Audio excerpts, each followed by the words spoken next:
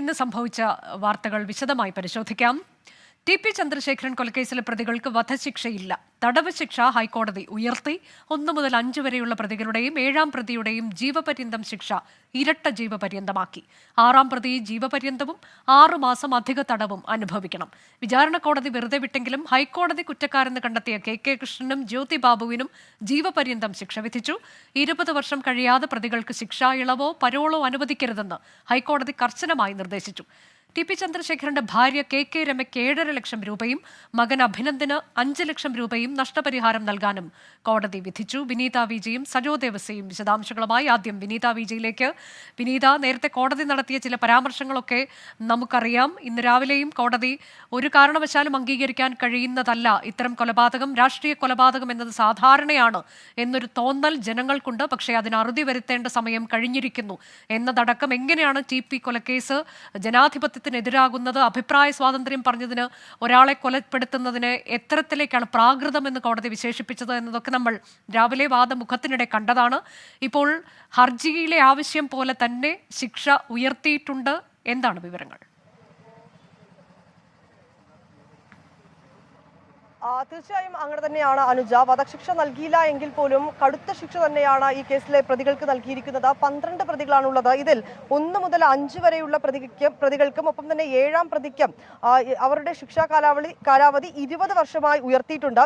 ഒപ്പം തന്നെ നേരത്തെ ഇത് ജീവപര്യന്തം മാത്രമായിരുന്നു. 2044 വരെ, അതായത് 20 വർഷക്കാലത്തേക്ക് ഈ 20 വർഷം അവർക്ക് ജീവപര്യന്തം എന്നുള്ളതിൽ ഈ പ്രതികൾക്ക് യാതൊരു തരത്തിലുള്ള ശിക്ഷാ ഇളവ് ലഭിക്കില്ല എന്നും കോടതി സൂചിപ്പിക്കുന്നു. ആ ലിസ്റ്റ്, അത് പ്രകാരമുള്ള ലിസ്റ്റ് ഇങ്ങനെയാണ്.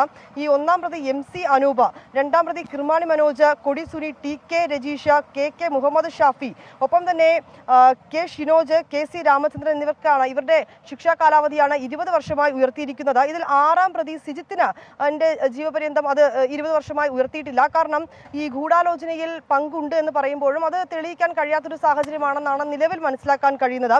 ഒപ്പം തന്നെ 11-ാം പ്രതി മനോജിന്റെയും ഈ ശിക്ഷാ കാലാവധി 20 വർഷത്തിലേക്ക് ഉയർത്തിയിട്ടുണ്ട്. ഈ ശിക്ഷാ കാലാവധി കഴിയും വരെയും പ്രതികൾക്ക് യാതൊരു തരത്തിലും ഇളവ് നൽകരുതെന്നും കോടതി അറിയിച്ചിരിക്കുകയാണ്. കേസിൽ പുതുതായി ചേർത്ത 2 പ്രതികൾ, അതായത് ഈ ഹർജിക്ക് ശേഷം കോടതിയിൽ ചേർത്ത 2 പ്രതികൾ ജ്യോതി ബാബു, KK കൃഷ്ണൻ, ഇരുവർക്കും ജീവപര്യന്തമാണ് കോടതി വിധിച്ചിരിക്കുന്നത്. ഒപ്പം തന്നെ KK രമയ്ക്ക് 7.5 ലക്ഷം രൂപ, ടി.പിയുടെ മകന് 5 ലക്ഷം രൂപ എന്നിങ്ങനെ 12.5 ലക്ഷം രൂപ നൽകണമെന്നും കോടതി നിർദ്ദേശം നൽകിയിട്ടുണ്ട്. ഒപ്പം വളരെയധികം പ്രാകൃതവുമായിട്ടുള്ള ഒരു കൊലപാതകമാണ് നടന്നതെന്നും കോടതി പറഞ്ഞിരിക്കുകയാണ്. 6-ാം പ്രതിക്ക് ജീവപര്യന്തവും ഒപ്പം തന്നെ 6 മാസം തടവും കോടതി വിധിച്ചിരിക്കുന്നു. KK കൃഷ്ണനും ജ്യോതി ബാബുവിനും ജീവപര്യന്തമാണ് കോടതി വിധിച്ചിട്ടുള്ളത്. ഈ തുടക്കം മുതൽ തന്നെ ഒരു വധശിക്ഷ എന്നതിനേക്കാൾ അപ്പുറം കഠിനമായിട്ടുള്ള ശിക്ഷ വേണമെന്നുള്ളത് തന്നെയായിരുന്നു ഈ പ്രോസിക്യൂഷന്റെയും ആവശ്യം. KK രമയും അങ്ങനെ ഒരു ആവശ്യം തന്നെയാണ് മുന്നോട്ട് വെച്ചത്. അനുജ സൂചിപ്പിച്ചതുപോലെ ഇന്ന് പ്രോസിക്യൂഷനും പ്രതിഭാഗവും തമ്മിൽ അതിശക്തമായിട്ടുള്ള വാദങ്ങൾ ഇരുഭാഗത്തേക്കും നടന്നിട്ടുണ്ടായിരുന്നു. ഈ വാദങ്ങൾക്ക് ഇടയിലും ഈ സൂചിപ്പിച്ചതുപോലെ ഈ രാഷ്ട്രീയ കൊലപാതകങ്ങൾ എന്നൊക്കെ പറയുന്നത് അത് ഒരു സാധാരണ നടപടി എന്ന തരത്തിലൊക്കെ സൂചിപ്പിച്ചിട്ടുണ്ടായിരുന്നു. എങ്കിൽ പോലും അങ്ങനെ ഒരു ധാരണ ഉണ്ട് എങ്കിൽ അത് തടയുന്നതിനുള്ള നടപടി അതിനൊരു അറുതി വരുത്തിയേ മതിയാകൂ എന്ന തരത്തിലൊക്കെയാണ് കോടതി ആ നിരീക്ഷണം മുന്നോട്ട് വെച്ചത്. ഒരുപക്ഷെ ഈ ഒരു കഠിന ശിക്ഷയിലേക്ക് എത്തുന്നത് പോലും അങ്ങനെ ഒരു ചിന്ത ഉണ്ട് എങ്കിൽ അത് മാറ്റുക എന്നുള്ളൊരു ഉദ്ദേശത്തേക്ക് കൂടി തന്നെ ആയിരിക്കണം. ഇപ്പോൾ KK രമ ഉൾപ്പെടെയുള്ളവർ ഇപ്പോഴും കോടതിയിലാണുള്ളത്. ഒരുപക്ഷെ അല്പസമയത്തിനകം KK രമ മാധ്യമങ്ങളെ കണ്ടേക്കും. തുടക്കം മുതൽ അവരും പറയുന്ന കാര്യം ഇത് തന്നെയാണ്. KK രമ ഉൾപ്പെടെയുള്ളവർ പറയുന്നത് ഈ പ്രതികൾ അവർ ജയിലിലായിരിക്കുമ്പോഴും അവർക്ക് കൃത്യമായിട്ടുള്ള ആനുകൂല്യങ്ങൾ ലഭിക്കുന്നു. ജയിൽ അവർക്കൊരു വീട്ടിലുള്ളത് പോലുള്ള സൗകര്യങ്ങൾ നൽകുകയാണ്.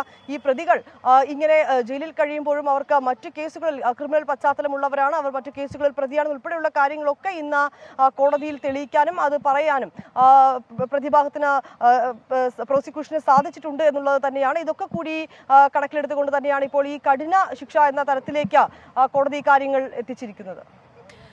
വിനീതയിലേക്ക് തിരിച്ചെത്താം. ഞാൻ സജോ ദേവസ്യയിലേക്ക് പോകുന്നു. സജോ, ഇതിൽ ഏറ്റവും പ്രധാനം പാർട്ടിക്ക് ഇതുമായി ബന്ധമില്ല എന്നുള്ള പാർട്ടിയുടെ വാദം. അതിൽ KC രാമചന്ദ്രന്റെ പേര് മാത്രമാണ്. പാർട്ടിയുമായി ബന്ധമുള്ള ആരുടെയെങ്കിലും പേരുണ്ടെങ്കിൽ അത് KC രാമചന്ദ്രൻ മാത്രമാണ് എന്ന് മുൻപ് പലവട്ടം വാദിച്ചിരുന്നവർ ഇപ്പോൾ നമുക്കറിയാം കഴിഞ്ഞ തവണയാണ് കോടതി മുൻപ് വെറുതെ വിട്ട KK കൃഷ്ണനും ജ്യോതി ബാബുവിനും ശിക്ഷ ഉണ്ട്, അവർ കുറ്റക്കാരാണ് എന്ന് പറഞ്ഞത്. ഇപ്പോൾ അവർക്ക് ജീവപര്യന്തം ശിക്ഷ കൂടി വിധിക്കുമ്പോൾ ഇനി പാർട്ടിയെ സംബന്ധിച്ച് പാർട്ടി പ്രതിരോധത്തിലായി എന്നുള്ളതിന് സംശയമില്ലല്ലോ.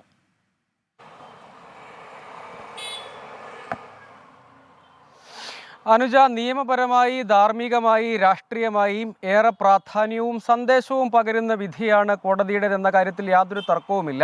രാഷ്ട്രീയമായി CPIM-നെ സംബന്ധിച്ചിടത്തോളം വലിയ തിരിച്ചടിയാണ്. CPIM എന്നെല്ലാം രാഷ്ട്രീയ കൊലകളെ സംബന്ധിച്ച് പൊതുവിലും വലിയ സന്ദേശം പകരുന്നൊരു വിധിയാണ്. പൊതുവിൽ രാഷ്ട്രീയ കൊലക്കേസുകളിൽ പലപ്പോഴും പാർട്ടികളൊക്കെ നൽകുന്ന ലിസ്റ്റ് അനുസരിച്ചും മറ്റുമൊക്കെ നിശ്ചയിക്കപ്പെടുന്നു. ഇരകളാക്കപ്പെടുന്നവർ നമുക്കറിയാം, അവർക്ക് യഥാർത്ഥത്തിൽ നീതി കിട്ടുന്നുണ്ടോ എന്നതടക്കമുള്ള ചോദ്യമുണ്ട്. അതിൽ ഇതിൻ്റെ രാഷ്ട്രീയ വശം എടുത്ത് പരിശോധിച്ചാൽ CPIM-നെ സംബന്ധിച്ചിടത്തോളം വലിയ തിരിച്ചടിയാണ്. മുൻപൊരു തിരഞ്ഞെടുപ്പ് കാലത്താണ് വിചാരണ കോടതി വിധി. മറ്റൊരു തിരഞ്ഞെടുപ്പ് കാലത്ത് ഈ വിധി അവർക്കുള്ള പ്രധാന പ്രതികൾക്കുള്ള ശിക്ഷ ഉയർത്തുന്നു എന്ന് മാത്രമല്ല, ഒന്ന് CPIM-ന്റെ മുൻ ഏരിയ കമ്മിറ്റി അംഗം, മറ്റൊന്ന് കുന്നത്തുപറമ്പ് ലോക്കൽ കമ്മിറ്റി അംഗം KK കൃഷ്ണനും ജ്യോതി ബാബുവും, അതായത് 2 പ്രതികൾ കൂടിയും CPIM നേതാക്കളായിരുന്ന 2 പ്രതികൾ കൂടി ശിക്ഷ വിധിക്കപ്പെടുന്നു. നേരത്തെ PK കുഞ്ഞനന്തനും KC രാമചന്ദ്രനുമായിരുന്നു. കുഞ്ഞനന്തൻ ഇടയ്ക്ക് കേസിൽ ശിക്ഷിക്കപ്പെട്ടുവെങ്കിലും അദ്ദേഹം പിന്നീട് മരണപ്പെടുന്ന സാഹചര്യം ഉണ്ടായി. പക്ഷേ പിന്നീട് KC രാമചന്ദ്രൻ മാത്രമാണ്. അതിനപ്പുറത്തേക്ക് കുഞ്ഞനന്തൻ്റെ അടക്കം ഇക്കാര്യത്തിൽ ഇപ്പോഴും കുഞ്ഞനന്തൻ ഇരയാക്കപ്പെട്ടു അല്ലെങ്കിൽ വേട്ടയാടപ്പെട്ടു എന്ന നിലപാടാണ് ഇപ്പോഴും പാർട്ടി സ്വീകരിക്കുന്നത്. KC രാമചന്ദ്രൻ്റെ നടപടിയെടുത്തു, പാർട്ടിക്ക് അറിവില്ലായിരുന്നു എന്ന് വിശദീകരിക്കാനാണ് CPIM ശ്രമിച്ചത്. പക്ഷേ എല്ലായ്പ്പോഴും ആ ഗൂഢാലോചന അന്വേഷണം ഒരു ഘട്ടത്തിൽ വെച്ച് മുറിഞ്ഞുപോയെന്നും അതിന് പല രാഷ്ട്രീയ കാരണങ്ങളുണ്ട്. സമ്മർദ്ദത്തിന് അന്വേഷണ ഏജൻസി അല്ലെങ്കിൽ ആഭ്യന്തര വകുപ്പ് വഴിപ്പെട്ടു എന്നതടക്കമുള്ള വിമർശനങ്ങളുണ്ട്. പക്ഷേ അതിൽ ഗൂഢാലോചന അന്വേഷണ സാധ്യത ഇനിയും അവശേഷിക്കുന്നുണ്ട്, ഒരു പതിറ്റാണ്ടിന് ശേഷവും എന്ന വാദവും നിലനിൽക്കുന്നുണ്ട്. മറ്റൊന്ന്, ഈ കേസിൽ വളരെ പ്രധാനപ്പെട്ട ഒരു കാര്യം, ഈ കേസിലെ അതായത് കൃത്യത്തിൽ നേരിട്ട് പങ്കെടുത്ത പ്രധാനപ്പെട്ട പ്രതികളെല്ലാവരും, നേരിട്ട് പങ്കെടുത്തവർ മാത്രമല്ല, ഈ ഗൂഢാലോചന കേസിലടക്കം ഉള്ള പ്രധാനപ്പെട്ട പ്രതികൾക്കെല്ലാം വാരിക്കോരി പരോൾ ലഭ്യമായി. ഇടതു ഭരണകാലത്ത് അത് വലിയ തോതിൽ രാഷ്ട്രീയമായി ചർച്ച ചെയ്യപ്പെട്ടതാണ്. പ്രതി തന്നെ പരോളിലിറങ്ങി വിവാഹം കഴിക്കുന്നു. ആ വിവാഹത്തിൽ CPIM-ന്റെ MLA, അതായത് ഇപ്പോഴത്തെ നിയമസഭാ സ്പീക്കർ പങ്കെടുത്തതടക്കം രാഷ്ട്രീയ ചർച്ചയ്ക്ക് വഴി വെച്ചിട്ടുണ്ട്. ഒപ്പം പ്രതികൾ ജയിലിൽ കിടന്നുകൊണ്ട് തന്നെ പല കുറ്റകൃത്യങ്ങളിലും പങ്കാളികളായി, അവർക്കെല്ലാ സംരക്ഷണവും ലഭിച്ചുവെന്ന ആരോപണമുണ്ട്. സ്വർണ്ണക്കടത്ത്, മയക്കുമരുന്ന് കടത്ത് കേസുകളിൽ അടക്കം ഈ പ്രതികൾക്ക് പങ്കാളിത്തമുണ്ട്. അങ്ങനെ ജയിൽ ഭരിക്കുന്നവരായി, ജയിലിലെ പാർട്ടി ഫ്രാക്ഷൻ ഭരിക്കുന്നവരായി കൊടിസുനിയും കിർമാണി മനോജും അതോടൊപ്പം ഈ അനൂപും രജീഷും ഷാഫിയും ഒക്കെ മാറി. ഷാഫിയുടെ കാര്യത്തിലാണെങ്കിൽ ഷാഫി പലതവണ പരോളിൽ ഇറങ്ങി പാർട്ടി കോൺഗ്രസ് നടക്കുമ്പോൾ ആ വേദിയുടെ പരിസരത്ത് പോലും വന്നു. പലപ്പോഴും അവർ ധാരാളം പരോൾ സാധ്യത പ്രയോജനപ്പെടുത്തി പുറത്തിറങ്ങി ജയിലിലേക്ക് മടങ്ങുമ്പോൾ വീരോചിതമായ യാത്രയിപ്പടക്കം നടത്തുന്ന പല സന്ദർഭങ്ങളുമുണ്ട്. ഇത് യഥാർത്ഥത്തിൽ നമ്മുടെ നിയമ സംവിധാനത്തിന്, അതല്ലെങ്കിൽ ധാർമ്മികമായി ഇതൊക്കെ ചർച്ച ചെയ്യുമ്പോൾ അത് എത്രത്തോളം പരിഹാസ്യമായിരുന്നു ആ നടപടികളെല്ലാം എന്നൊരു പ്രധാനപ്പെട്ട ചോദ്യമുണ്ട്. അത്തരം കാര്യത്തിൽ കോടതി കൃത്യമായ ഒരു മുന്നറിയിപ്പ്, ഒരു സന്ദേശം പൊതുവിൽ ഭരണ സംവിധാനത്തിന്, രാഷ്ട്രീയ പാർട്ടികൾക്കാകെ നൽകുകയാണ്. ഇത്രയും പ്രാകൃതമായ, നിഷ്ഠൂരമായ ഒരു കൊലപാതകമാണ്. വള്ളിക്കാട്ട് വെച്ച് അദ്ദേഹത്തിൻ്റെ ബൈക്ക് ഇടിച്ചു വീഴ്ത്തിയ ഭീകരാന്തരീക്ഷം സൃഷ്ടിച്ച് ക്രൂരമായി വെട്ടിക്കൊലപ്പെടുത്തുകയാണ് മാർക്സിസ്റ്റ് പാർട്ടി എന്ന നിലയിൽ CPIM-ൽ നിന്ന് പുറത്തു വന്നൊരു പാർട്ടി ഉണ്ടാക്കി. പിന്നീട് അതൊരു RMPK ആയി മാറി. പക്ഷേ അതൊരു അഭിപ്രായ ഭിന്നതയുടെ പേരിലാണ്. അങ്ങനെ അദ്ദേഹം കൊല ചെയ്യപ്പെടുന്നു. ആദ്യത്തെയോ അവസാനത്തെയോ രാഷ്ട്രീയ കൊലയൊന്നുമല്ല. പക്ഷേ ഏതൊരു കൊലപാതകത്തെ സംബന്ധിച്ചിടത്തോളം ഒരേ പ്രാധാന്യത്തോടു കൂടി തന്നെ കാണേണ്ടതുമാണ്. പക്ഷേ ഈ കാര്യത്തിൽ KK രമ അടക്കം RMP അടക്കം പലപ്പോഴും ആരോപിച്ചിട്ടുള്ളതുപോലെ CPIM സംസ്ഥാന നേതൃത്വത്തിന്റെ KK രമ പ്രതികരിക്കുന്നുണ്ട്. ശിക്ഷാവിധി വന്നതിന് ശേഷം അതിലേക്ക് തത്സമയം.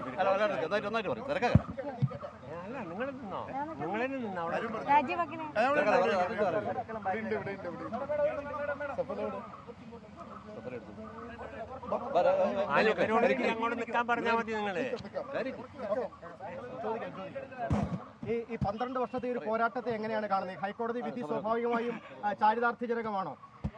നല്ല വിധിയാണ്, സ്വാഗതം ചെയ്യാണ്. ചില പ്രതികൾക്ക് ഇരട്ട ജീവപര്യന്തമാണ് കിട്ടിയിരിക്കുന്നത്. നേരത്തെ വിചാരണ കോടതി ഗൂഢാലോചന ചുമത്താത്ത ആളുകൾക്ക് കൂടി ഗൂഢാലോചന ചുമത്തി ശിക്ഷ വിധിച്ചിരിക്കുകയാണ്. നല്ല ശിക്ഷാവിധിയാണ് കിട്ടിയിരിക്കുന്നത്. കോടതി പറഞ്ഞിരിക്കുന്നു, അതിഹീനമായ കൊലപാതകം, രാഷ്ട്രീയ കൊലപാതകങ്ങൾക്ക് അറുതി വരുത്താനുള്ള ഒരു ഉത്തരവായി കൂടി തന്നെ ഇതിനെ കാണണം എന്നുള്ളതാണ്. തീർച്ചയായിട്ടും അത് തന്നെയാണ് ഏറ്റവും പ്രധാനം. കോടതി അത് തന്നെയാണ് കൃത്യമായി സൂചിപ്പിച്ചത്. ബ്രൂട്ടലി ആയിട്ടുള്ള കൊലപാതകമാണ്, ഏറ്റവും ഹീനമാണ്. രാഷ്ട്രീയം പറഞ്ഞതിൻ്റെ പേരിൽ അല്ലെങ്കിൽ അഭിപ്രായ വ്യത്യാസമുണ്ടായതിൻ്റെ പേരിൽ ആരെയും കൊല്ലാൻ പാടില്ല എന്ന് തന്നെയാണ്, ആ സന്ദേശം തന്നെയാണ് ഈ വിധിയുടെ ഏറ്റവും പ്രധാനം. പരമാവധി ശിക്ഷ കൊടുക്കണമെന്നാണ് ആവശ്യപ്പെട്ടിരുന്നത്. അല്ല, ഇനി മറ്റു കാര്യങ്ങളൊക്കെ, ഇനിയും അപ്പീലുകൾ കോടതികളുണ്ട്, അതൊക്കെ ആലോചിച്ച് ബാക്കി കാര്യങ്ങൾ തീരുമാനിക്കും. മുഴുവൻ പ്രതികളും നിയമത്തിന്റെ മുമ്പിൽ വന്നു എന്ന് ഇപ്പോഴും കരുതുന്നുണ്ടോ? ഇല്ല, അങ്ങനെ കരുതുന്നില്ല. അതുകൊണ്ടാണ് മേൽക്കോടതിയിലേക്ക് പോകുമെന്ന് പറഞ്ഞത്. ഇനിയും കോടതിയിലേക്ക് സമീപിക്കാൻ തന്നെയാണ് തീരുമാനിച്ചിരിക്കുന്നത്. അതെ, ഇനിയും കോടതിയിലേക്ക് തന്നെ പോകും. അത് ബാക്കി കാര്യങ്ങൾ കേസിൻ്റെ ഈ വിധിയും കംപ്ലീറ്റ് പരിശോധിച്ചതിന് ശേഷം ബാക്കി വയ്ക്കും. പിന്നെ ഹൈക്കോടതിയിൽ ഇവിടെ CBI അന്വേഷണം വെച്ചിട്ട് ഇവിടെയുണ്ട്. അത്തരം കാര്യങ്ങളൊക്കെ അത് ആലോചിച്ച് ബാക്കി കാര്യങ്ങൾ തീരുമാനിക്കും. അതിന്റെ കോൺസ്പിറസി എലമെന്റ് സ്വാഭാവികമായി ഇനിയും പുറത്തു വരേണ്ടതുണ്ട്. അതെ, തീർച്ചയായിട്ടും കോൺസ്പിറസി ഇനിയും പുറത്ത് ഒരു പരിധി വരെ പുറത്ത് വന്നിട്ടുണ്ട്. പക്ഷേ ഇതിനപ്പുറത്തേക്കുള്ള കോൺസ്പിറസി, ലാർജർ കോൺസ്പിറസി, അതാണ് നേരത്തെയും കോടതി പറഞ്ഞത്, അതാണ് ഇനി പുറത്ത് വരാനുള്ളത്. അത് സംബന്ധിച്ച കാര്യങ്ങളാണ് ഇനി മുന്നോട്ട് കൊണ്ടുപോകാൻ ഞങ്ങൾ തീരുമാനിക്കുന്നത്.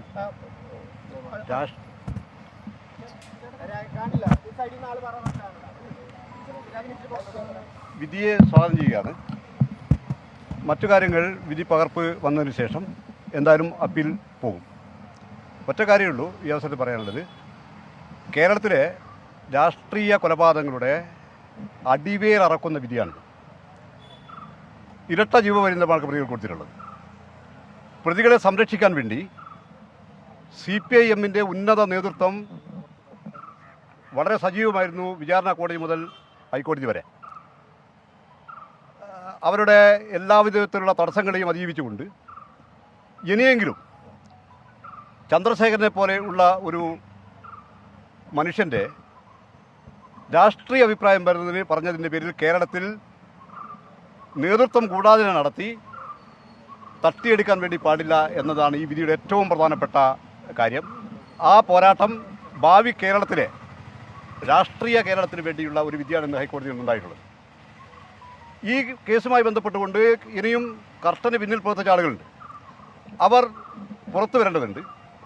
അതിനാവശ്യമായുള്ള നിയമ പോരാട്ടങ്ങൾ ഇനിയും തുടരും. അതോടൊപ്പം ഈ വിധിയുമായി ബന്ധപ്പെട്ടുകൊണ്ട് കൂടുതൽ ശിക്ഷ ഉൾപ്പെടെയുള്ള കാര്യങ്ങളെ സംബന്ധിച്ചൊക്കെ വിധി പകർപ്പ് വന്നതിന് ശേഷം ആലോചിച്ച് എന്തായാലും സുപ്രീം കോടതിയിൽ ഇതുമായുള്ള പോരാട്ടം ഞങ്ങൾ തുടരും. എന്താണ് വിധിയുടെ പൂർണ്ണ രൂപം എന്ന് പറയാൻ കഴിയും? അതായത് ഒരു വ്യക്തമായിട്ട് പറയേണ്ടതുണ്ട്. പൂർണ്ണ രൂപം എന്ന് പറയാൻ കഴിയും? വളരെ വിശദമായിട്ട് കൺസിഡർ ചെയ്തിട്ടുള്ള വിധിയാണ്. പ്രോസിക്യൂട്ടറുണ്ട്, അദ്ദേഹത്തിനും പറയാൻ പറ്റും. അതായത് കേരളത്തിലെ രാഷ്ട്രീയ കൊലപാതകം അവസാനിപ്പിക്കണം, അത് ആ ഉദ്ദേശത്തിൽ തന്നെയാണ്. അത് തെളിവുകൾ മുഴുവൻ ഏതാണ്ട് സെപ്റ്റംബർ 4 തുടങ്ങി ഇന്ന് വരെയുള്ള ദിവസങ്ങളിൽ വളരെ വിശദമായിട്ട് വിധികളെല്ലാം പരിശോധിച്ച് ഇതുവരെ സുപ്രീം കോടതി കൊടുത്ത കേസുകളെക്കുറിച്ചുള്ളതും പരിശോധിച്ച് കൊടുത്തിട്ടുള്ളൊരു വിധിയാണ്. ഇത് ആളുകളുടെ കണ്ണ് തുറപ്പിക്കാൻ പറ്റും എന്നാണ് വിശ്വസിക്കുന്നത്. പിന്നെ 1-2 പേരെ അക്വിറ്റി ചെയ്തതിനെക്കുറിച്ചുള്ള അതിനകത്ത് സുപ്രീം കോടതി പോകേണ്ടി വരും. അത് സുപ്രീം കോടതി പോകണ്ടാവും. ബാക്കിയുള്ള വലിയ ലാർജർ കോൺസ്പിറസിയെക്കുറിച്ച് ഇവർ പറഞ്ഞ പോലെ തന്നെ ലാർജർ കോൺസ്പിറസിയെക്കുറിച്ച് അന്വേഷിക്കുന്നുള്ള കാര്യം ഇവിടെ ഹൈക്കോടതിയിൽ പെൻഡിങ് ആണ്. അത് വീണ്ടും അത് ശക്തമായിട്ട് തന്നെ അത് നടത്തിക്കൊണ്ട് പോകാനാണ് തീരുമാനം.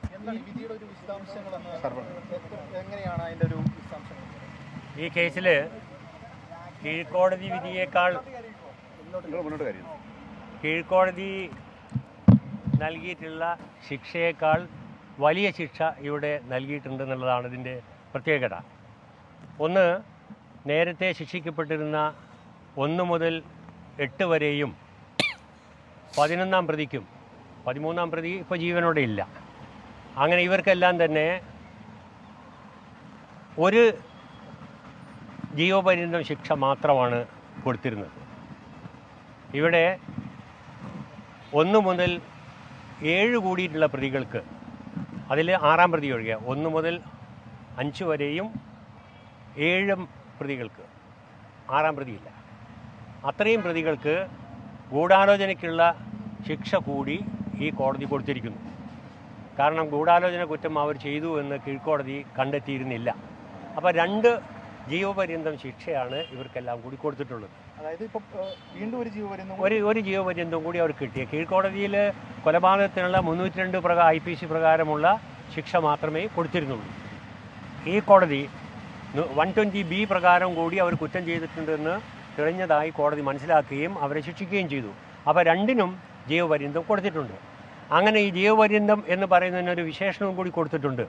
സാധാരണ ജീവപര്യന്തം പല നിയമങ്ങളുടെയും മൂശയിൽ കൂടി ഒഴുകി വരുന്ന നേരത്ത് 14 വർഷം കൊണ്ട് അവസാനിക്കുന്നതാണ് നമ്മുടെ ജീവപര്യന്തം തടവ്. എന്നാൽ ഇതിൽ കോടതി വ്യക്തത വരുത്തിയിരിക്കുന്നു, 20 വർഷം കഴിയാതെ ഈ ജീവപര്യന്തത്തിന് റെമിഷൻ ആവശ്യപ്പെടാനും കൊടുക്കാനും പാടില്ല എന്ന്. 20 വർഷം കഴിഞ്ഞിട്ടേ കൊടുക്കാവൂ എന്ന് പറയുമ്പോൾ അതിന് ശേഷം കൊടുത്തോളണമെന്നില്ല, അത് കഴിഞ്ഞാലും അവർക്ക് പുറത്തു വരാനില്ല, അത് ജീവിത അവസാനം വരെയാണ് എന്നുകൂടി അതിൻ്റെ കാര്യം മനസ്സിലാക്കണം. അപ്പോൾ ജീവാവസാനം വരെയുള്ള ശിക്ഷയാണ് അവർക്ക് കൊടുത്തിരിക്കുന്നത്. പറയാം, പുതുതായി ശിക്ഷിച്ചിട്ടുള്ള 2 പ്രതികൾക്ക്, അതായത് 10-ാം പ്രതിയും 12-ാം പ്രതിയും, ഈ 2 പേർക്കും സാധാരണ നിലയിലുള്ള ജീവപര്യന്തം തടവാണ് വിധിച്ചിട്ടുള്ളത്.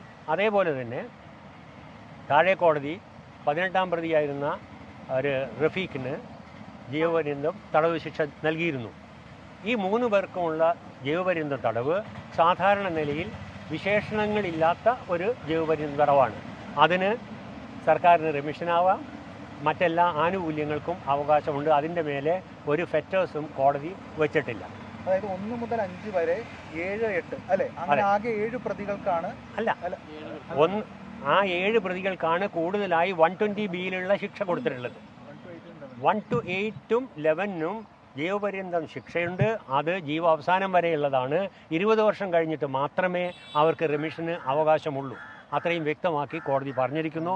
വളരെ ബാലൻസ്ഡ് ആയിട്ടുള്ള ഒരു ജഡ്ജ്മെൻ്റ് ആയിട്ടാണ് ഞാനതിനെ കാണുന്നത്. പിന്നെ ഇതിൻ്റെ കൂടെ തന്നെ അവർക്ക് പിഴ ശിക്ഷയും ചുമത്തിയിട്ടുണ്ട്. താഴെ കോടതി പറഞ്ഞിട്ടുള്ള പിഴയേക്കാൾ കൂടുതൽ പിഴ കോമ്പൻസേഷനായിട്ട് കൊടുക്കണം എന്ന് പറഞ്ഞിട്ടുണ്ട്.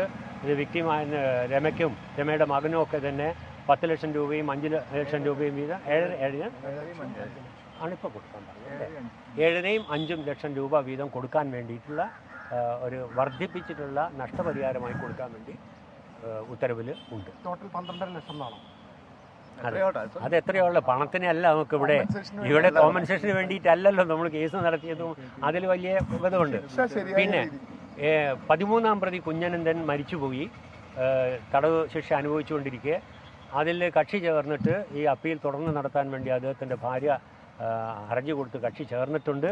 അതുകൊണ്ട് ഇപ്പോൾ ആ കൊടുക്കാമെന്ന് കൽപ്പിച്ചിട്ടുള്ള പിഴ ശിക്ഷ അവരിൽ നിന്ന് ഈടാക്കണമെന്നാണ് ഉത്തരവുള്ളത്.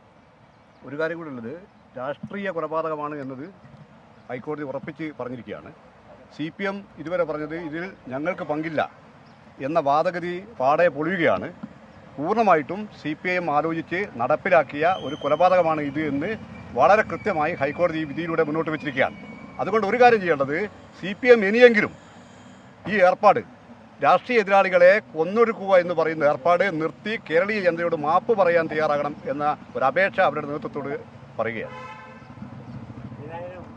ഈ ഒരു വിധി കൊണ്ട് നാട്ടിലുള്ള മുഴുവൻ ആളുകൾക്കും കോടതി നൽകിയിരിക്കുന്ന ഒരു സന്ദേശം, ഇതുപോലുള്ള കൊലപാതകങ്ങൾ വളരെ വളരെ കോസ്റ്റ്ലിയാണ്, വളരെ ചിലവേറിയതാണ്, ഒരുപാട് ചിലവുകൾ അവർക്ക് ചെയ്യേണ്ടി വരും എന്നുള്ള ഒരു സന്ദേശമാണ് നൽകിയത്.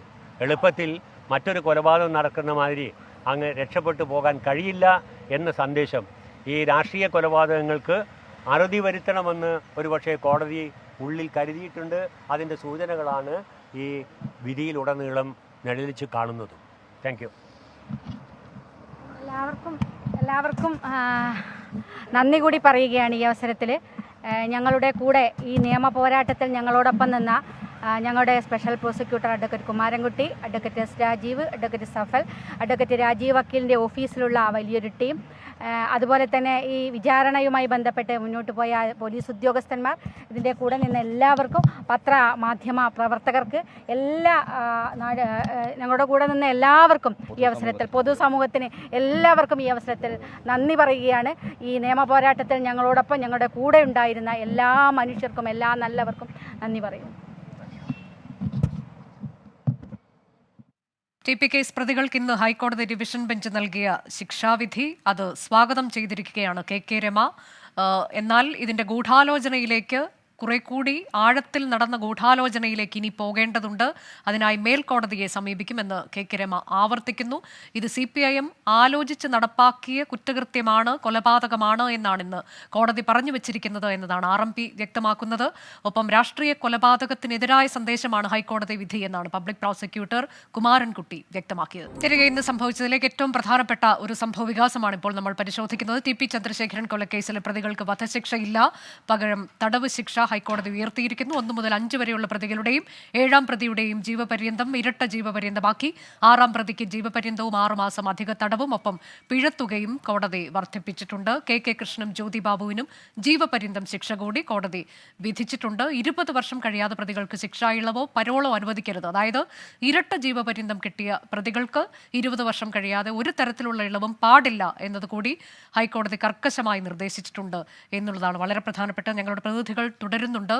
വിനീത വിജയിലേക്ക് വീണ്ടും. വിനീത, ഇതിൽ പ്രോസിക്യൂഷന്റെ വാദം വധശിക്ഷ നൽകണം, ഇതിൽ അത്രത്തോളം പ്രാകൃതമായ കൊലപാതകം, അതിക്രൂരമായ കൊലപാതകമാണ് നടന്നിട്ടുള്ളത് എന്നുള്ളതായിരുന്നു. എന്നാൽ എന്തുകൊണ്ടാണ് കോടതി അത് ഒഴിവാക്കിക്കൊണ്ട് ഇപ്പോൾ ഇരട്ട ജീവപര്യന്തം, അത് തന്നെ കർക്കശമായ ഉപാധികളോടെ എന്ന തരത്തിലേക്ക് പോകുമ്പോൾ അതിൽ കോടതി എന്ത് കാരണമാണ് മുന്നോട്ട് വെച്ചിട്ടുള്ളത്?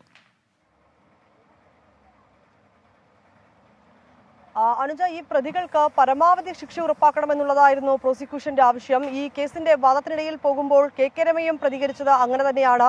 ഒരു ജീവന് പകരം മറ്റൊരു ജീവൻ എന്നുള്ളതല്ല. പ്രതികൾ ഈ കേസിന്റെ ശിക്ഷ അനുഭവിച്ച് ജയിലിൽ കിടക്കുന്ന വേളയിലും അവർ മറ്റ് കുറ്റകൃത്യങ്ങളിൽ ഉൾപ്പെടുന്നുണ്ട്. ഇവർക്ക് പരോൾ ലഭിക്കുന്നുണ്ട്. ഒരു വീട്ടിൽ ലഭിക്കുന്നത് പോലുള്ള എല്ലാ സൗകര്യങ്ങളും പ്രതികൾക്ക് ജയിലിനുള്ളിലും ലഭിക്കുന്നുണ്ട്. ഇതിനൊരു അറുതി വേണമെന്നുള്ളതായിരുന്നു പ്രധാനമായും അവർ മുന്നോട്ട് വെച്ചത്. ഒപ്പം തന്നെ പ്രതികൾക്ക് നൽകാവുന്നതിൽ ഏറ്റവും പരമാവധി ശിക്ഷ തന്നെ ഉറപ്പാക്കണമെന്നൊരാവശ്യവും ഈ കെ രമയും ഒപ്പം തന്നെ സർക്കാർ മുന്നോട്ട് വെച്ച ഹർജിയിൽ മേൽ ആവശ്യപ്പെട്ടിട്ടുണ്ടായിരുന്നു. ഇതിലാണ് ഇപ്പോൾ വിധി വന്നിരിക്കുന്നത്. ഒരുപക്ഷെ ഈ വധശിക്ഷ എന്നതുപോലെ തന്നെ കഠിനമായിട്ടുള്ള ശിക്ഷാവിധി തന്നെയാണ് ഇപ്പോൾ ഹൈക്കോടതിയുടെ ഭാഗത്തു നിന്നും വന്നിരിക്കുന്നത്. അതായത് ഈ കേസിൽ 1 മുതൽ 5 വരെയുള്ള പ്രതികൾക്കും 7-ാം പ്രതിക്കും ഇരട്ട ജീവപര്യന്തം, അതായത് 20 വർഷമായി അവരുടെ ജീവപര്യന്തം ഉയർത്തിയിരിക്കുന്നു എന്നുള്ളതാണ്. നേരത്തെ ഇത് ജീവപര്യന്തമായിരുന്നു. 2044 വരെ ഈ പ്രതികൾക്ക് ശിക്ഷാവിധിയിൽ ഇളവുണ്ടാകില്ല, അതായത് പരോളോ മറ്റ് ഇളവുകളോ ഉണ്ടാവില്ല എന്നും കോടതി പറഞ്ഞിട്ടുണ്ട്.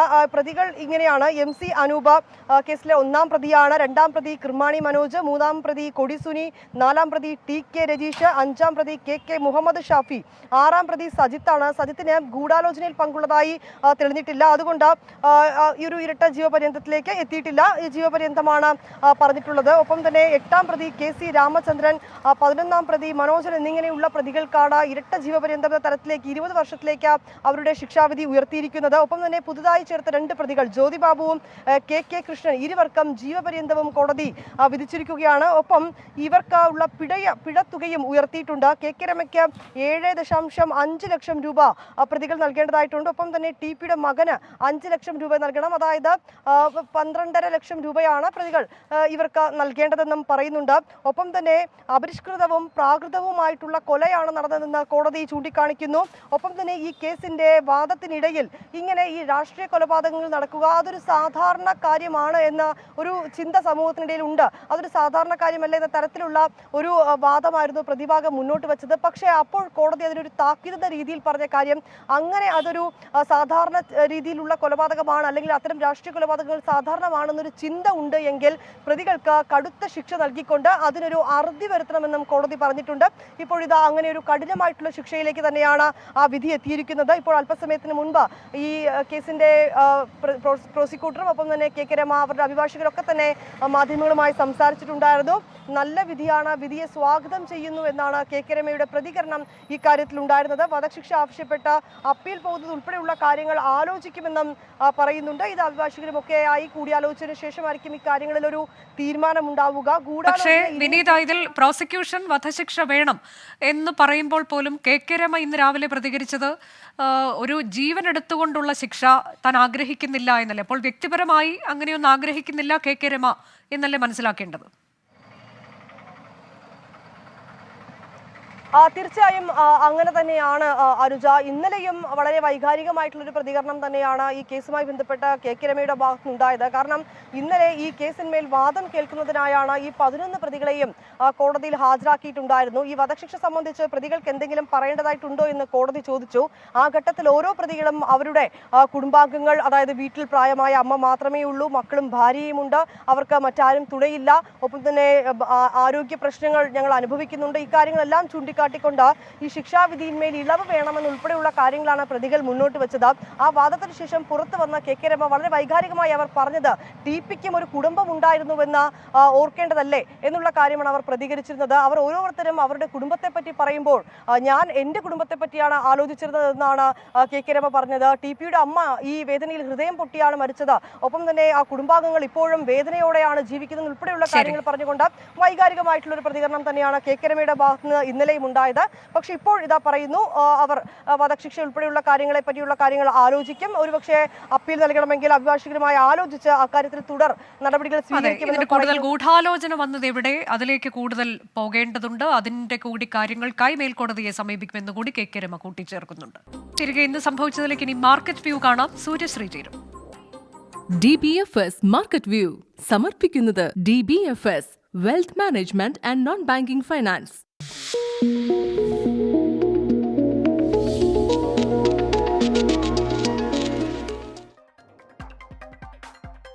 Good evening. മാർക്കറ്റ് വ്യൂവിന്റെ ക്ലോസിംഗ് ബില്ലിലേക്ക് സ്വാഗതം. ആദ്യം ബിസിനസ് ഹെഡ്ലൈൻസ്.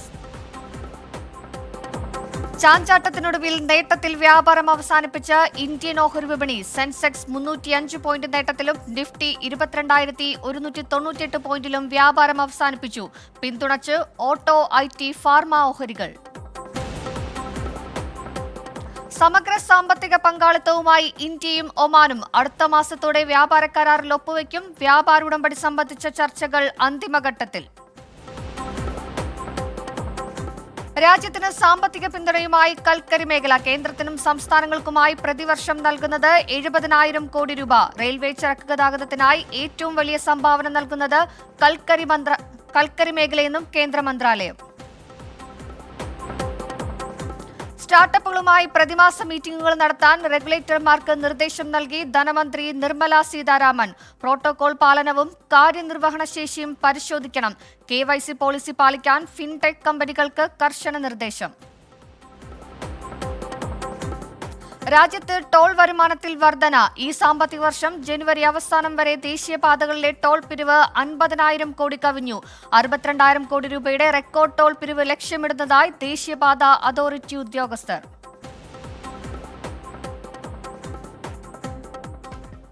ഇനി മാർക്കറ്റ് അനാലിസിസിലേക്കാണ്. ആഗോള സൂചനകളുടെയൊക്കെ ഒരു പശ്ചാത്തലത്തിൽ നഷ്ടത്തിൽ ആരംഭിച്ച ഓഹരി വിപണിയിൽ ഇന്ന് വളരെ ഒരു ചാഞ്ചാട്ടം പ്രകടമായിരുന്നു. എങ്കിലും 2 ദിവസത്തെ തുടർച്ചയായ നഷ്ടങ്ങളൊക്കെ തകർത്ത് നേട്ടത്തിലാണ് ഇന്ന് ഇന്ത്യൻ ഓഹരി വിപണിയിൽ വ്യാപാരം അവസാനിപ്പിച്ചത്. Auto, capital goods, IT, pharma, realty എന്നിവയൊക്കെ തന്നെ 1% വീതം ഉയർന്നപ്പോൾ ഓയിൽ ആൻഡ് ഗ്യാസ് സൂചികയിൽ 1% വരെ നഷ്ടമുണ്ടായിരിക്കുകയാണ്. ഇനി സൂചികകളിലേക്ക് വരികയാണെങ്കിൽ നാഷണൽ സ്റ്റോക്ക് എക്സ്ചേഞ്ചിന്റെ സൂചികയായ നിഫ്റ്റി ഇന്ന് 76 പോയിന്റ് ഉണർവിൽ 22,198 പോയിന്റിലാണ് ഇന്ന് വ്യാപാരം അവസാനിപ്പിച്ചിരിക്കുന്നത്. ഇന്ന് ഏറ്റവും ലോവസ്റ്റ് പോയിന്റ് എത്തിയത് 22,085 വരെ നിഫ്റ്റിയുടെ പോയിന്റ് താഴ്ന്നിരുന്നു. അതിനുശേഷം വലിയൊരു ഉയർച്ചയിലേക്ക് എത്തി 76 പോയിന്റ് ഉണർവിലാണ് ഇന്ന് വ്യാപാരം നിഫ്റ്റി 50യിൽ അവസാനിച്ചിരിക്കുന്നത്. നിഫ്റ്റി ബാങ്കുകളിലും രാവിലെയൊക്കെ തന്നെ ഒരു വിൽപ്പന സമ്മർദ്ദം ചെറിയ രീതിയിൽ പ്രകടമായിരുന്നു. എങ്കിലും ഇന്ന് വ്യാപാരം അവസാനിപ്പിച്ചപ്പോൾ 11 പോയിന്റ് ഉണർവിൽ 46,588 പോയിന്റിലാണ് വ്യാപാരം അവസാനിപ്പിച്ചിരിക്കുന്നത്. പക്ഷേ നിഫ്റ്റി ഫിനാൻഷ്യൽ സർവീസസിലേക്ക് വരികയാണെങ്കിൽ അവിടെ നേരിയ തോതിലൊരു വിൽപ്പന സമ്മർദ്ദം, ഒരു പ്രോഫിറ്റ് ടേക്കിംഗ് ഒക്കെ നമുക്ക് കാണാൻ സാധിക്കും. 66 പോയിന്റ് ഇടിവിൽ 20,552 പോയിന്റിലാണ് നിഫ്റ്റി ഫിനാൻഷ്യൽ സർവീസസിൽ ഇന്ന് വ്യാപാരം അവസാനിപ്പിച്ചിരിക്കുന്നത്. ഇനി ബോംബെ സ്റ്റോക്ക് എക്സ്ചേഞ്ചിലേക്ക് പോവുകയാണെങ്കിൽ ബോംബെ സ്റ്റോക്ക് എക്സ്ചേഞ്ചും ഇന്നൊരു പോസിറ്റീവ് മോഡിലാണ് വ്യാപാരം അവസാനിപ്പിച്ചിരിക്കുന്നത്. 305 പോയിന്റ് ഉണർവിൽ 73,095 പോയിന്റിലാണ് ബോംബെ സ്റ്റോക്ക് എക്സ്ചേഞ്ചിലും ഇന്ന് വ്യാപാരം, സെൻസെക്സിൽ വ്യാപാരം അവസാനിച്ചിരിക്കുന്നത്. ഇനി മാർക്കറ്റ് വ്യൂവിൽ ഒരു അതിഥിയാണ്. DBFSന്റെ എക്സിക്യൂട്ടീവ് ഡയറക്ടറായിട്ടുള്ള പോൾ തോമസ് ആണ്. Good evening Shri Paul Thomas. Market ഇന്നൊരു ചാഞ്ചാട്ടങ്ങൾക്കൊക്കെ ഒടുവിൽ അവസാനം ഇന്നൊരു പോസിറ്റീവ് നോട്ടിലാണ് വ്യാപാരം അവസാനിപ്പിച്ചിരിക്കുന്നത്. എന്തൊക്കെ ഘടകങ്ങളായിരിക്കാം മാർക്കറ്റിനെ സ്വാധീനിച്ചിരിക്കുന്ന മറ്റൊരു ചോദ്യം കൂടി, ഈ മിഡ് ആൻഡ് സ്മോൾ ക്യാപ് സൂചികളിലൊക്കെ ഈ അടുത്തിടെയായിട്ട് വലിയ രീതിയിലൊരു നിക്ഷേപങ്ങളൊക്കെ തന്നെ വരുന്നുണ്ട്. അതിലേക്ക് വരുമ്പോൾ ഈ നിക്ഷേപകർ പുലർത്തേണ്ട ജാഗ്രതകൾ എന്തൊക്കെയാണ്? ഗുഡ് ഈവനിങ് സൂര്യ.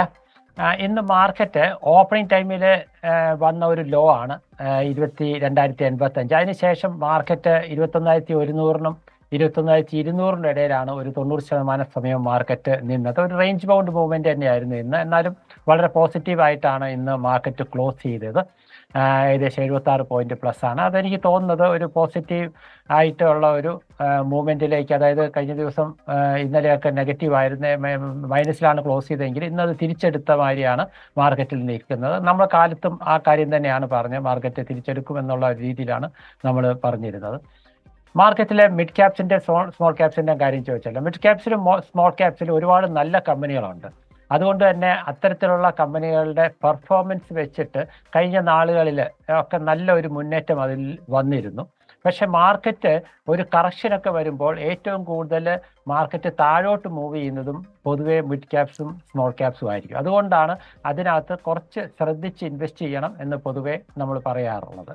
അതുകൊണ്ട് പക്ഷെ അതിൽ നല്ല കമ്പനികൾ താണാലും തിരിച്ച് കയറും. എന്നാൽ അത്രയും നല്ലതല്ലാത്ത കമ്പനികൾ കയറിപ്പോയിട്ടുണ്ടെങ്കിൽ അത് ചിലപ്പോൾ താന്ന വീണ്ടും ഇത് അതുപോലെ ഒരു തിരിച്ചു കയറ്റം ഉണ്ടാകണമെന്നില്ല. അതുകൊണ്ടാണ് മിഡ് ക്യാപ്പിലും സ്മോൾ ക്യാപ്പിലും ഇൻവെസ്റ്റ് ചെയ്യുമ്പോൾ വളരെയധികം ഇൻവെസ്റ്റേഴ്സ് ശ്രദ്ധിക്കണം. കാരണം ഫ്രണ്ട് ലൈൻ കമ്പനികൾ അങ്ങനെയല്ല, അത് നല്ല പ്രൊമോട്ടേഴ്സും നല്ല ഫണ്ടമെന്റൽസും ഉള്ള കമ്പനികളായിരിക്കും. അതുകൊണ്ട് അതിനെ സംബന്ധിച്ചോളം അത്ര പ്രശ്നം വരാറില്ല. താണു കഴിഞ്ഞാലും അടുത്ത ഒരു മാർക്കറ്റിന്റെ കയറ്റത്തിൽ തിരിച്ചു കയറി ഒരു പ്രാവശ്യമൊക്കെ ഒന്ന് ആവറേജ് ചെയ്താൽ തന്നെ പ്രോഫിറ്റിൽ നമുക്ക് സെല് ചെയ്യാനുള്ള അവസരങ്ങൾ ലഭിക്കും. നന്ദി ശ്രീ പോൾ തോമസ് ആണ് മാർക്കറ്റ് വ്യൂവിൽ അതിഥിയായെത്തിയത്. ഏതായാലും നിക്ഷേപകർ ആഗോള വിപണികളിൽ നിന്നുള്ള സൂചനകൾ ഒരു പരിധിവരെ സ്വീകരിക്കുന്നു എന്ന് തന്നെ പറയാം. US പണപ്പെരുപ്പം ഏറ്റവും കൂടുതൽ ശ്രദ്ധ പിടിച്ചുപറ്റുന്നതിനാൽ US ആഭ്യന്തര സാമ്പത്തിക ഡേറ്റകളിൽ നിക്ഷേപകർ ശ്രദ്ധ കേന്ദ്രീകരിക്കുകയാണ്. മാക്രോ എക്കണോമിക് ഡേറ്റാ പോയിന്റുകൾ വിപണികൾക്ക് അനുകൂലമാകുമെന്നൊക്കെ നമുക്ക് വരും ദിവസങ്ങളിൽ വിപണിയെ പുതിയ ഉയരത്തിലേക്ക് എത്തിക്കുമോ എന്നൊക്കെ നമുക്ക് വരും ദിവസങ്ങളിൽ അറിയാം. മാർക്കറ്റ് വ്യൂവുമായി ഇനി നാളെ രാവിലെ 9:45 കാണാം. തിരികെ ഇന്ന് സംഭവിച്ച മറ്റൊരു വളരെ പ്രധാനപ്പെട്ട വാർത്ത, സംസ്ഥാനത്ത് CPIMന്റെ ലോക്സഭാ സ്ഥാനാർത്ഥികളെ ഔദ്യോഗികമായി പ്രഖ്യാപിച്ചു എന്നതാണ്. 15 സീറ്റുകളിൽ CPIM മത്സരിക്കും. ആലത്തൂരിൽ K രാധാകൃഷ്ണനും, വടകരയിൽ KK ശൈലജയും, പാലക്കാട്ട് A വിജയരാഘവനും, പത്തനംതിട്ടയിൽ ഡോക്ടർ തോമസ് ഐസക്കും മത്സരിക്കും. ചാലക്കുടിയിൽ C രവീന്ദ്രനാഥ്, ആലപ്പുഴയിൽ A മാരിഫ്, കണ്ണൂരിൽ MV ജയരാജൻ, കാസർഗോഡ് MV ബാലകൃഷ്ണൻ, കോഴിക്കോട്ട് എളമരം കരീം എന്നിവർ സ്ഥാനാർത്ഥികളാകും. കൊല്ലത്ത് M മുകേഷും, ആറ്റിങ്ങലിൽ V ജോയും, മലപ്പുറത്ത് V വസീഫും, എറണാകുളത്ത് KJ ഷൈനും മത്സരത്തിനിറങ്ങും. ഇടത് സ്വതന്ത്രരായി പൊന്നാനിയിൽ KS ഹംസയും, ഇടുക്കിയിൽ ജോയ്സ് ജോർജും സ്ഥാനാർത്ഥിയാകും. LDF 20 സീറ്റിലും വിജയിക്കുമെന്ന് CPIM സംസ്ഥാന സെക്രട്ടറി MV ഗോവിന്ദൻ പറഞ്ഞു. Kasaragod MV Balakrishna master, Kannur MV Jayarajan, Vadakara KK Shailaja teacher, Kozhikode Elamaram Kareem, Malappuram V Vaseef, Ponnani KS Hamsa, Palakkad A Vijayaraghavan, Alathur K Radhakrishnan, Chalakudy professor C Raveendra master, Ernakulam KJ Shine teacher, Idukki Joyce George, Alappuzha AM Arif, Pathanamthitta doctor TN Thomas Isaac, Kollam M Mukesh, Attingal V Joy. ഇതാണ് 15 സ്ഥാനാർത്ഥികളെ സംബന്ധിച്ചുള്ള ഞങ്ങളുടെ കാഴ്ചപ്പാട്. ഷഫീദ് റാവുത്തർ വിവരങ്ങളുമായി. ഷഫീദ്, 15 സീറ്റിലും പാർട്ടി ചിഹ്നത്തിൽ മത്സരിക്കുകയാണ്. പൊതു സ്വതന്ത്രരില്ലാതെ അത് ഹംസയും ഒപ്പം ജോയ്സ് ജോർജും ഉൾപ്പെടെ എല്ലാവരും പാർട്ടി ചിഹ്നത്തിൽ മത്സരിക്കുന്നു. CPIMനെ സംബന്ധിച്ച് വളരെ പ്രധാനപ്പെട്ട ഒരു തെരഞ്ഞെടുപ്പാണ് വരുന്നത്. ദേശീയ തലത്തിൽ ഒരു രാഷ്ട്രീയ പാർട്ടി എന്ന പദവി നിലനിർത്തുക എന്നുള്ളതും അനിവാര്യമാണ്. അത്തരത്തിലേക്ക് എത്രത്തോളം പ്രാധാന്യത്തോടെ കണ്ടുകൊണ്ടാണ് ഈ സ്ഥാനാർത്ഥി നിർണയം എന്നുള്ളതാണ് MV ഗോവിന്ദൻ വ്യക്തമാക്കിയത്. CPIMന്റെ സ്ഥാനാർത്ഥികളെ CPIM സംസ്ഥാന സെക്രട്ടറി MV ഗോവിന്ദൻ പ്രഖ്യാപിക്കുമ്പോൾ അദ്ദേഹം എടുത്തു പറഞ്ഞൊരു കാര്യം, എല്ലാ മണ്ഡലങ്ങളിലെയും വിജയസാധ്യത പരിഗണിച്ചും പരിശോധിച്ചും മാത്രമുള്ള സ്ഥാനാർത്ഥികളെയാണ് മുന്നോട്ട് വെക്കുന്നത് എന്നുള്ളതാണ്. അനുജ സൂചിപ്പിച്ചതുപോലെ തന്നെ ഈ ലോക്സഭാ തെരഞ്ഞെടുപ്പിൽ CPIM ഏറെ പ്രതീക്ഷയോടെ കാണുന്ന ഒരു സംസ്ഥാനം കേരളമാണ്. മാത്രവുമല്ല അതിൽ ഏറ്റവും പ്രധാനപ്പെട്ട കാര്യം, ഇപ്പോൾ CPIM കളത്തിലിറക്കിയിരിക്കുന്നതെല്ലാം അവരുടെ പ്രധാനപ്പെട്ട നേതാക്കളാണ് എന്നുള്ള കാര്യത്തിൽ തർക്കമില്ല. അതിൽ PB അംഗങ്ങളുണ്ട്, ജില്ലാ സെക്രട്ടറിമാരുണ്ട്, അതേപോലെ തന്നെ 4 MLA-മാരും ഒരു മന്ത്രിയുമുണ്ട്. 4 MLA-മാരിൽ ഒരാൾ മന്ത്രിയാണ്. അങ്ങനെ വിജയസാധ്യത പൂർണ്ണമായും പരിഗണിച്ചുകൊണ്ടുള്ള ഒരു സ്ഥാനാർത്ഥി പട്ടിക അത് പ്രഖ്യാപിക്കുന്ന CPIM എന്നതിലൂടെ അവരുടെ ആത്മവിശ്വാസം കൂടി അതിലൂടെ പ്രകടിപ്പിക്കുന്നുണ്ട്. ഇതിൽ ഏറ്റവും പ്രധാനപ്പെട്ട കാര്യം, എല്ലാ വിഭാഗം ആളുകളെയും പ്രത്യേകിച്ച് യുവജനങ്ങളെ, സ്ത്രീകളെ ഒക്കെ പരിഗണിക്കാൻ കഴിഞ്ഞു എന്നുള്ളത് ഒരു വലിയ പോസിറ്റീവ് വശമായി CPIM വിലയിരുത്തുന്നുണ്ട്. പ്രത്യേകിച്ച് എറണാകുളത്ത് ഒരു അപ്രതീക്ഷിത സ്ഥാനാർത്ഥി KJ ഷൈൻ വനിതാ പ്രാതിനിധ്യം ഉറപ്പാക്കി. വടകരയിൽ K മുരളീധരനെ നേരിടാൻ കെ ശൈലജ ടീച്ചർ, CPM-ന്റെ ഏറ്റവും ജനകീയ വനിതാ മുഖമായിട്ടുള്ള കെ ശൈലജ ടീച്ചറെ തന്നെ ഇറക്കുന്നു. അങ്ങനെ പലതരത്തിലുമുള്ള വശങ്ങൾ പരിശോധിച്ചുവെന്ന് CPM തന്നെ പറയുന്നുണ്ട്. അതേസമയം മലപ്പുറത്ത് ഡിവൈഎഫ്ഐ സംസ്ഥാന പ്രസിഡന്റ് വി വസീഫിനെ നിർത്തുന്നതിലൂടെ യുവജന പ്രാതിനിധ്യം ഉറപ്പാക്കിയെന്ന CPM ഒരു സന്ദേശം നൽകുന്നുണ്ട്. മുതിർന്ന നേതാക്കൾ, പ്രത്യേകിച്ച് കോഴിക്കോട് CPM കേന്ദ്ര കമ്മിറ്റി അംഗം എളമരം കരീമടക്കം മത്സരിക്കുന്നതിലൂടെ മുതിർന്ന നേതാക്കളെ ലോക്സഭാ തെരഞ്ഞെടുപ്പിൽ അത്രയേറെ ഗൗരവത്തോടെ പരിഗണിച്ചുകൊണ്ടുള്ള നീക്കം അത് നടത്താൻ കഴിഞ്ഞുവെന്ന ആത്മവിശ്വാസം CPM പറയുന്നുണ്ട്. അതേപോലെ തന്നെ അനുജ സൂചിപ്പിച്ചതുപോലെ എല്ലാ സ്ഥാനാർത്ഥികളും, CPM-ന്റെ എല്ലാ സ്ഥാനാർത്ഥികളും പാർട്ടി ചിഹ്നത്തിൽ മത്സരിക്കുന്നു എന്നുള്ളതും ഇക്കുറിയിലെ പ്രത്യേകതയാണ്. ഏതായാലും മാർച്ച് 10-നകം എല്ലാ മണ്ഡലങ്ങളിലും CPM തെരഞ്ഞെടുപ്പ് കൺവെൻഷൻ പൂർത്തിയാക്കുകയും ചെയ്യും. അനുജ, 15 സീറ്റുകളിലും സ്ഥാനാർത്ഥികളെ പ്രഖ്യാപിച്ചു. നേരത്തെ ഉയർന്നു കേട്ട പേരുകൾ അതൊക്കെ തന്നെയാണ്. ഇപ്പോൾ അതിൽ ഏറ്റവും പ്രധാനപ്പെട്ട ഒന്ന് എല്ലാവരും പാർട്ടി ചിഹ്നത്തിൽ മത്സരിക്കും എന്നുള്ളതാണ്. പത്തനംതിട്ടയിൽ വിജയം ഉറപ്പെന്ന് CPM സ്ഥാനാർത്ഥി ഡോക്ടർ TM തോമസ് ഐസക് പറഞ്ഞു. സംസ്ഥാന സർക്കാർ കഴിഞ്ഞ 7 വർഷം നടത്തിയ വികസന പ്രവർത്തനങ്ങൾ വോട്ടായി മാറുമെന്ന് ഡോക്ടർ തോമസ് ഐസക് 24-നോട് പറഞ്ഞു. ശ്രീജിത്ത് ശ്രീകുമാരൻ തയ്യാറാക്കി റിപ്പോർട്ടിലേക്ക്. സ്ഥാനാർത്ഥി പ്രഖ്യാപനം വന്നു കഴിഞ്ഞു. ഡോക്ടർ TM തോമസ് ഐസക് ഇതാ ഈ വഴികളിലൂടെ കടന്നു വരികയാണ്. അദ്ദേഹം ഈ പറയുന്നത് പോലെ ഏനാത്ത് നിന്നായിരുന്നു അദ്ദേഹത്തിന് ഒരു സ്വീകരണം ലഭിച്ചത്. ആ സ്വീകരണം ഏറ്റുവാങ്ങിക്കൊണ്ട് ഇതാ അദ്ദേഹം കടന്നു വരുന്ന ഒരു കാഴ്ചയാണ് കാണുന്നത്. വലിയ പ്രചരണം തന്ത്രങ്ങളൊക്കെ തന്നെ ആവിഷ്കരിച്ചു വെച്ചിട്ടുണ്ട് എന്നാണ് ഇടതുപക്ഷ ജനാധിപത്യ മുന്നണി പറയുന്നത്. സാറേ, പെട്ടെന്ന് വലിയ വിജയപ്രതീക്ഷയല്ലേ? ഉറപ്പ്. എന്താണ് പ്രധാനപ്പെട്ട ഘടകം? ഇവിടെ വെക്കുന്ന പോസിറ്റീവായിട്ടുള്ള പ്രോഗ്രാം കേരള സർക്കാർ കഴിഞ്ഞ 7 വർഷത്തിനിടയിൽ പത്തനംതിട്ട ചെയ്ത കാര്യങ്ങൾ ഉറപ്പായിട്ടും അട്ടിമറിക്കുമെന്ന് തന്നെയാണ്. അട്ടിമറിച്ചിരിക്കും. ഈ ജനങ്ങളുടെ ആവേശം കണ്ടിട്ട് എന്ത് തോന്നുന്നു? പ്രവർത്തകരുടെ നല്ല ആവേശമാണ്. വലിയ പ്രതീക്ഷയോടുകൂടി തോമസ് ഐസക് മുന്നോട്ട് പോവുകയാണ്. അദ്ദേഹത്തിന്റെ റോഡ് ഷോ അവസാനിക്കുന്നത് ഇന്ന് ഈരാറ്റുപേട്ടയിലാണ്. അതായത് ഏനാത്ത് നിന്ന് തുടങ്ങി ഈരാറ്റുപേട്ടയിൽ അവസാനിക്കുന്ന ഒരു റോഡ് ഷോയാണ് ഇടതുപക്ഷ ജനാധിപത്യ മുന്നണി പ്രവർത്തകർ ഈ ഒരു ഘട്ടത്തിൽ സജ്ജീകരിച്ചിട്ടുള്ളത്. എന്നാലും വലിയ ആവേശം കാത്തു സൂക്ഷിക്കുന്നു ഇടതുപക്ഷം. ഒരു എഡ്ജ് അവർക്ക് ഇതിലൂടെ ലഭിച്ചു എന്നാണ് അവർ കണക്കൂട്ടുന്നത്. എന്നാലും സജ്ജയ് ഇക്ബാലിനൊപ്പം ശ്രീകുമാരൻ, 24 പത്തനംതിട്ട. കൂടുതൽ സ്ഥാനാർത്ഥികളുടെ പ്രതികരണങ്ങളുണ്ട്. ഇന്ന് സംഭവിച്ചത് ഇവിടെ അവസാനിക്കുന്നു.